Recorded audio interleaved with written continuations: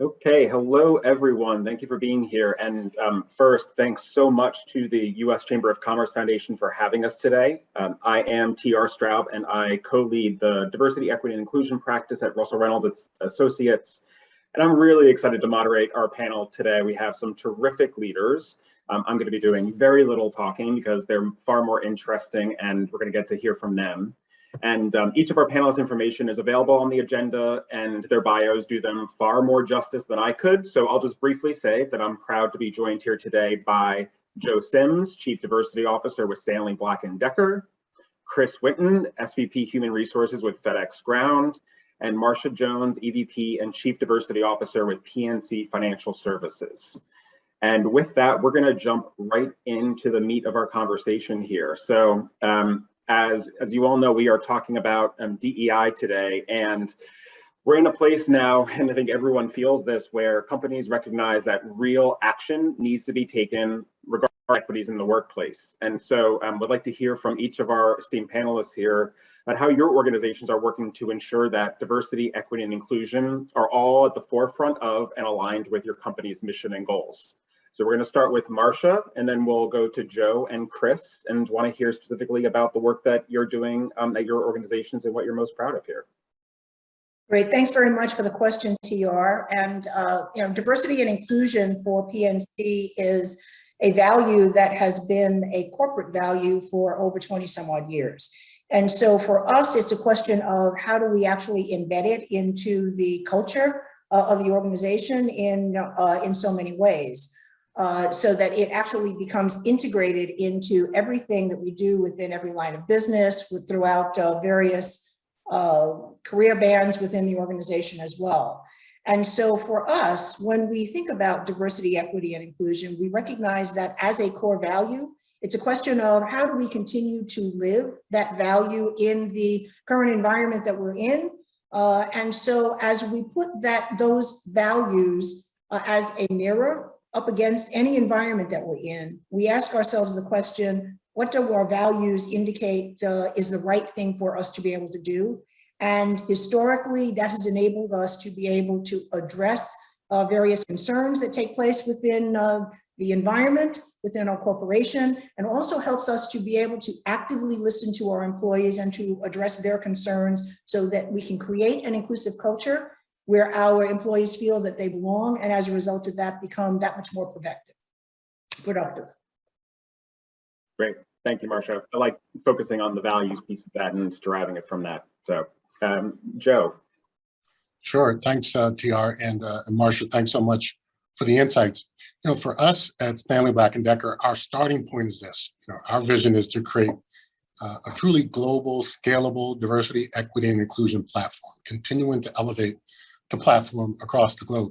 A starting point for us really starts with Jim Marie, our CEO. Jim's a very vocal, strong advocate for DE&I. He is authentically passionate about the work. And with the strong support and advocacy from the C-suite, in particular our CEO, that really motivates us to create this scalable global DE&I platform across the enterprise. We talk a lot about our maturation. We're on this methodical journey, maturing from a DE&I standpoint. One of the elements of our maturation and elevating the DE&I platform happened earlier this year when we shifted our diversity, equity, and inclusion function as a direct report into our CEO. So I get the privilege of reporting directly into Jim. So it just shows the importance and the tone, consistent tone that we have from Jim, and that permeates the entire management team and leadership team, that focus and commitment. I talked about the journey. So for us, our maturity really starts with a DE&I platform that's built on a foundation of our employee resource groups. And hopefully I'll get a chance to talk a little bit more about how proud we are of our 9 employee resource groups. But we built this methodically, where we started with the foundation of our employee resource groups. We evolved our ERGs to operate on a consistent global framework across the 4 C's, as we call it: career, culture, community, and commerce. Then we started to become more externally visible, making commitments, clear commitments around things like gender equity. Then we started to have a really tight linkage between DE&I and our overall talent strategy, having access, visibility to diverse talent in the organization. And then we really accelerated in the 2020 range with things like our racial equity roadmap. And then that culminated, as I said, in ultimately shifting DE&I directly under our CEO. So that's the journey. But where we are today and where we really want to have the biggest impact is really starting to create a very clear, tight linkage between DE&I and environmental, social, and governance, ESG. When we think about ESG, we think about it in terms of empowering makers, innovating with purpose, and building a sustainable world. So ESG is directly linked to our purpose, which is over my shoulder for those who make the world. DE&I is clearly integrated with ESG. So together, they really help us realize our purpose and enable our operating model. So it's very powerful when the two come together. Thanks so much, Joe. And you're far more on brand than I have my knickknacks, and you have your purpose behind you. Chris, what would you like to add, please? Yeah, sure. Well, I mean, I think Marcia and Joe really summed up the essence of even our DEI strategy. Our strategy can really be summarized in my own story. I started FedEx roughly 23 years ago. I grew up in Memphis, blue collar kid. Both of my parents worked 2 jobs. And in high school, I started working because I didn't want my mom to work too much. So my grades suffered a bit. And one day in school, the guidance counselor stopped me and said, I want you to hear a presentation from a nonprofit called Inroads, whose mission was to identify young, talented minorities and prepare them to one day be corporate and community leaders. And so I go into this presentation, I say, well, I don't have the money to go through this program. I'm helping to pay bills at home. And so I said, well, who's going to pay for this? And the Inroads representative said, well, we'll have companies that will sponsor you. And your agreement is you will intern with that company while you're in college. So I said, well, who's my sponsoring company? And they said, it's FedEx. So that's how I started FedEx 23 years ago as an intern. And then you fast forward the clock 23 years in the future. And now I stand before you at the C-suite of our table, now driving the strategies. So it's really about how do we scale these pathways for individuals like me and increase that number, which I'm excited to talk about as we go forward. Great. Thanks so much, Chris. And I've heard a couple of you talk about scale, talking about being on this journey, evolving, maturing, and I think each of you talked about different aspects of the work that you're doing. And I know your jobs get bigger with each passing day, more attention with each passing day. And I think that one of the things that leaders face is that there are just so many things that can be asked of you on a given day and so many actions you could potentially take. And so I'm curious, and Joe, I might start with you here, and you don't have to speak about the ERGs, but it sounds like it's something you're particularly proud of. And we'd love to hear from each of you about what you think is most unique about your approach to DEI and what programs, what initiatives, or what efforts you found to be most impactful for you. Knowing that I think there's a lot of folks watching here that they just want to learn. They want to know like what has worked for you and how can they hopefully learn from that and apply it in their own settings. Yeah, absolutely, TR. So, you mentioned our employee resource group. So 9 groups, 90 chapters, global, with in some way, shape, or form, about 10,000 of our 56,000 employees engaged in some way, shape, or form within employee resource groups. So when you talk about impact, you have to go back to the pandemic. If you think about the role, our ERGs, we talk a lot about empathetic leadership in particular. That conversation really came to a peak during the pandemic, really engaging, focusing on employee well-being, employee mental health, how are our employees doing navigating through the pandemic. Our ERGs were the living embodiment of empathetic leadership. They checked on their members. We had listening sessions, a big part of what we do. What we act on is informed by authentic, transparent listening sessions. And our ERGs play a big role in creating those forums. But our ERGs also educated. And I love the collaboration between our ERGs, our African Ancestry Network, our Hispanic Leadership Network came together and brought into our organization virtually public health experts to educate not just their cohorts, African Americans or Hispanic, Latinx professionals, but everyone's invited. So everyone comes and learns and gets educated. And so much of what we do with our ERGs in terms of how we have an impact starts with a very consistent, repeatable model. Listening sessions where we leverage the virtual environment through the pandemic to give multiple levels in the organization direct access to our C-suite, so our management team can hear directly what's on your mind, right? In the wake of the murder of George Floyd, we talked directly to our African-American employees. What are you feeling? What are you experiencing? We did the same thing with our AAPI community, our Asian American professionals, when there was these unfortunate incidents of violence against Asian Americans. So listening, and then we, in many cases, really trying to hone in on how do we act? How do we build strategic pillars to act? We even do design thinking sessions. Let's think of moonshots, big ideas, bold ideas on how we're going to drive things forward. And born out of that, for example, was our racial equity roadmap. Our gender equity work is accelerated through design thinking sessions. So all of these things, the impact, then if you go back to my previous answer, comes back to ESG, the S, the social and ESG. Social engagement for us is we speak out on things when we know we can do something about it. And that's our racial equity roadmap is a great example.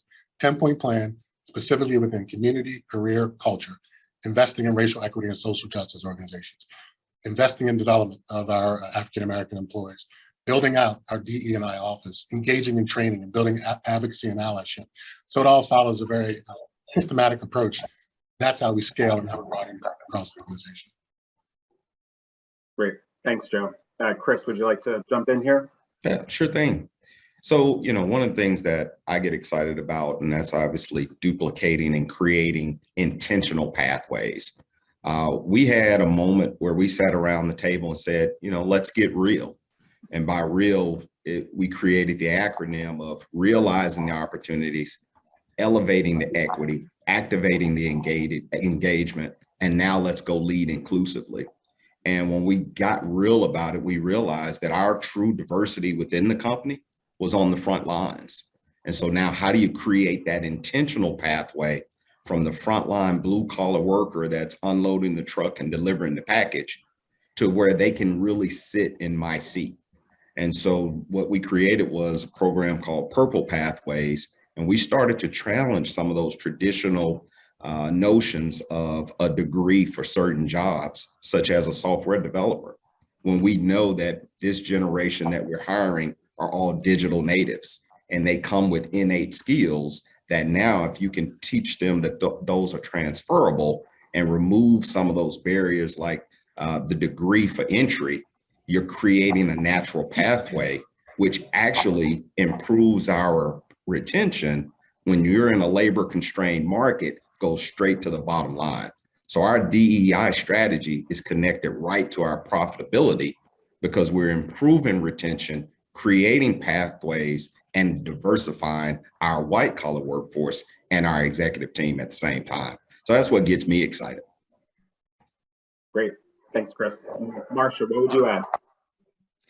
I'd add that the unique strategy that we have at PNC in terms of an inclusion matrix takes into account the fact that we hold our mirror up to the organization and recognize that there are various opportunities for us to be able to create an inclusive environment in various lines of business across various career bands, et cetera. And so as we think about our three pillars of workforce, workplace, and marketplace, each of them has an initiative that helps to create a unique strategy to be able to create that inclusive culture. So we too have 11 EBRGs, many of which are unique and have actually been created as a result of listening to our employees and their particular needs, specifically our intergenerational employee business resource group, our interfaith employee business resource group, as well as our newly created first generation college graduates. Why? Because we recognize the fact that about 30% of college graduates now are first generation. They need to be able to have support, particularly as they enter into the corporate environment. And so as a result of that, we provide situations across the entire organization for us to not only listen to our employees, to learn from those very experiences, so much of which of course happened in 2020, and then to be able to take action, appropriate action that's going to be relatable and that's going to be intentional to the employees so that we can in fact create the kind of environment that helps us to be able to retain them. Our employee business resource groups, for example, were the ones that actually helped us to create a mentoring program. And that mentoring program has actually enabled us from a metric standpoint to have an 85% retention rate of our employee business resource groups and a 90% retention rate of those employees that participate in that mentoring program. And so through the utilization of metrics and data, we're able to understand exactly what kind of an impact our D&I initiatives are actually having within the organization. And that helps us to be able to guide and to be able to put a strategy together that's going to be intentional, but also that's going to resonate with our employees from top to bottom. Great. Thank you, Marcia. And thanks, Joe. I'm struck by just how complex the challenges are that you're outlining. And also you're talking about the various dimensions of your organizations internally and externally.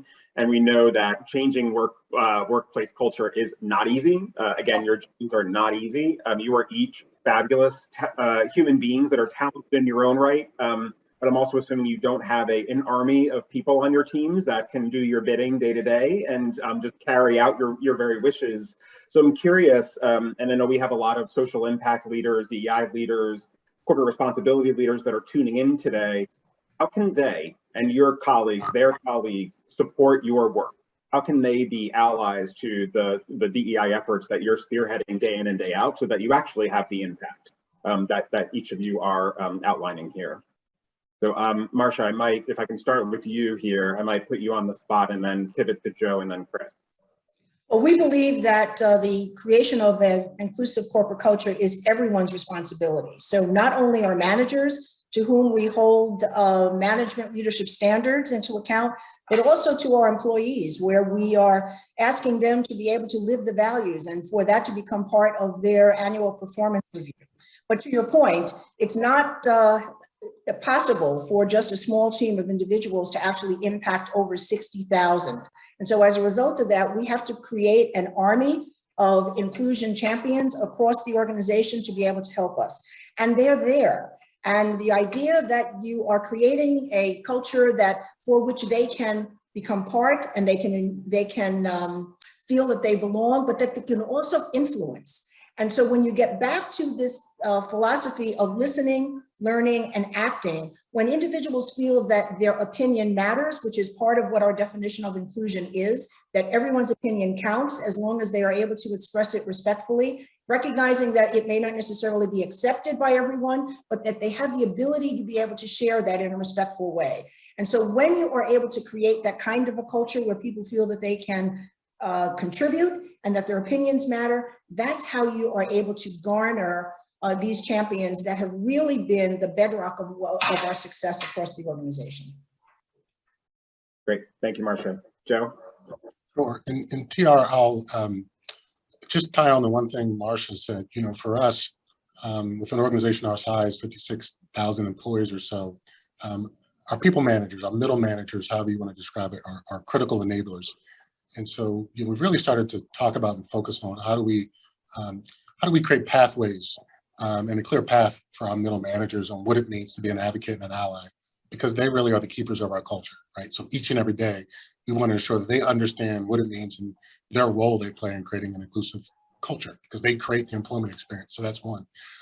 The other thing you asked in terms of how partners can help, I'll kind of go back to one of the comments I made about expanding the DE&I platform into new spaces, white space opportunities, tighter linkage with environmental, social, and governance. I would encourage everyone, because we're starting to do this, just starting to do it, but look for those strong connection points in areas where you don't traditionally think about DE&I showing up. So if you think about environmental, think about bringing clean energy, renewable energy, improving communities, and think about the impact on marginalized communities and what does it mean for things like solar energy. Think broadly about DE&I in the space of ESG, how we can improve and enhance marginalized communities. How do you measure the impact of being a force for good and doing social good? I haven't really touched on, we've also captured in our racial equity work is supplier diversity. And so to the extent that we can build this community, this ecosystem of organizations that are helping to build not just more diverse suppliers and building a diverse supplier base, but creating scale for small businesses and small suppliers so that they can scale up and meet the needs, some of the complex supply chain needs of large companies like ours. Certainly goes without saying, as a part of our racial equity roadmap and other elements of what we've done, supporting our Asian American population, investing in organizations whose sole purpose is racial equity and social justice. And then I would probably close with this: overall, just expanding the approach and the perspective and elevating DE&I into partnerships. And that means differentiated things with providing DE&I and expertise as a service to our customers. Certainly speaking to our investor community, who's certainly taken a broad interest in ESG and DE&I, but it's also just creating greater access and pathways to opportunities. So for example, we talk about empowering makers. For us, as we support the maker community, for us, that could be investing in girls to eliminate barriers to getting into STEAM and STEM careers. So that's kind of opening up the aperture, if you will, to create this more expanded DE&I platform and how we want to move into the future. TR, I would also add that every single organization, regardless of what industry you're in, all you need to do is to take a mirror up to your particular organization and see where you might be able to apply that diversity and inclusion lens. And it's going to be unique for every corporation. It will perhaps be unique for every industry, but every single corporation is able to make an impact, particularly as you're thinking about the social aspect of DE&I. And so as a bank, as a financial institution, we're really focused on the empowerment of our low and middle income communities, entrepreneurship, financial wellness, as well as financial literacy, because we realize that when we strengthen those communities that we are interfacing with, that ultimately we are going to be able to be that much more productive, not only in terms of the relationship building, but also in terms of our own bottom line. Great point. Sure. Chris? I think what I would add to that is really about connecting the dots.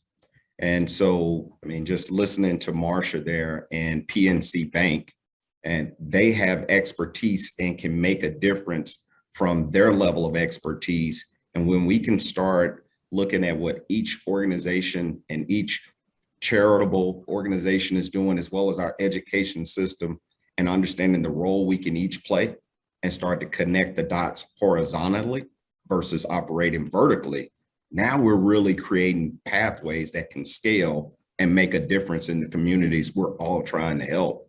So that's the message I would give to all of the people that are listening today. And there's a picture that I keep hanging on my wall as a constant reminder, and it's called "He Ain't Heavy" by Gilbert Young.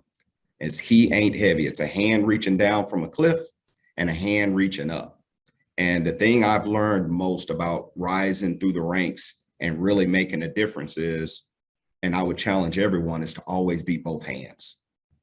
Reach down to pull someone else up, but always keep a hand reaching up so that you can continue to gain new insights, new learnings, and then we all stay connected to create the pathways of making a difference.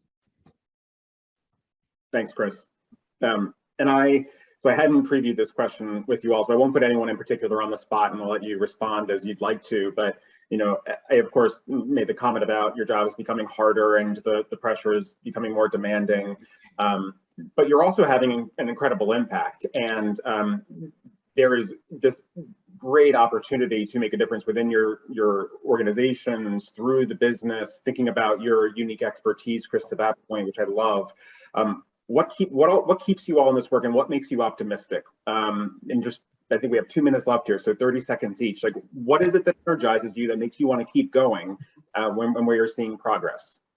For me right now, it is genuinely a priority. And so the door is wide open now, and I'm seeing those individuals getting promoted and then reaching back and pulling others up. So that momentum that we're catching is exciting, because I mean, the D&I topic has been a topic for so many years that, quite frankly, I'm just ready for results, and I'm starting to see the results. That's what keeps me excited. Yeah, and I'll jump in. Or sorry, Marsha, please go ahead. I would say that when you see the gratification, to Chris's point, of the impact that you're actually having, that gives you the enthusiasm to be able to get up every day and to be able to hit the ground running, so to speak, to be able to say, okay, what more can I be able to do to be able to make a difference? And as Chris has indicated, diversity and inclusion candidly has been around for decades, over 60 years, candidly, we've been really fighting this fight. And to see that we're actually at an inflection point that we've talked about for so many decades is really very encouraging and very hopeful for the future. Yeah, all well said by Chris and Marcia. I would just close with this. For many of us, we authentically have passion around the work because this is the unique moment, the unique window to have a real impact. So for me, I get up every day excited and encouraged by the fact that I'm uplifting communities, communities that don't always have a voice, right? Uplifting communities that don't often have a voice to make sure that they can thrive in the workplace, not just in the workplace, but out in our communities through partnerships and investments. So an exciting, unique time, but for me, it's what are we going to do with this unique window of opportunity? And that really motivates me. Great. Well, thank you to the three of you, Marcia, Joe, Chris. Really appreciate you doing this. You are embodying the work. You are strong business leaders. You're having an impact on the community and very clearly walking the walk. So appreciate the three of you being here today. And thank you for everyone that's joined us. And thank you again to the U.S. Chamber of Commerce Foundation for having us today. Great. Thank you for the opportunity. Thank you.